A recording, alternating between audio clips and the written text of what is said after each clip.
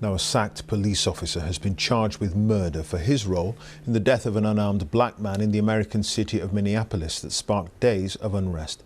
A police station was set on fire overnight and officers have been firing tear gas and rubber bullets. Donald Trump tweeted that thugs were dishonoring George Floyd's memory, but Twitter accused him of glorifying violence, with a post that said, "When the looting starts, the shooting starts." Our North America correspondent Nick Bryant's report contains some distressing images. Fires of fury, fires of frustration. Phrases from the civil unrest of the 1960s that apply once more in 2020 America. For the third night running, parts of Minneapolis were burning.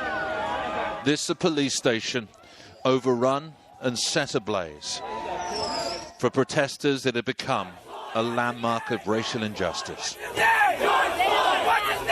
They believe that an unarmed African-American, George Floyd, was murdered by the police. To bolster this wall of Minneapolis local officers and to quell the protests and scattered looting, the state's Democratic governor sent in the National Guard. He called the unrest unacceptable, but recognized there was a lot of pain and anger. I cannot breathe. I cannot breathe. You just a grown, you're a tough guy. This was the spark for America's latest racial firestorm. A white police officer filmed kneeling on the neck of George Floyd, despite him pleading he could not breathe. Tonight, the sacked police officer Derek Chauvin was charged with third-degree murder and manslaughter. And this video, from a different angle, showed other officers also pinning George Floyd to the ground. Please. Do you mind telling me why I'm under arrest, sir? This morning on live television came what was widely seen as another act of racial injustice. The police handcuffing an African-American correspondent from CNN who was simply reporting on the overnight disorder. Donald Trump initially called the video of Mr. Floyd's death shocking, but went on Twitter to describe the protesters as thugs, adding that when the looting starts, the shooting starts.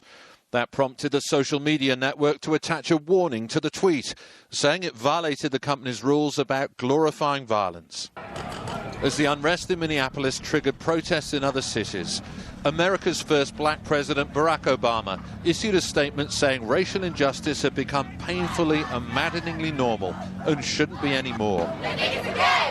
Yet the past has always shaped the present in US race relations, and a country already confronting a health and economic crisis is now in the midst of another racial reckoning.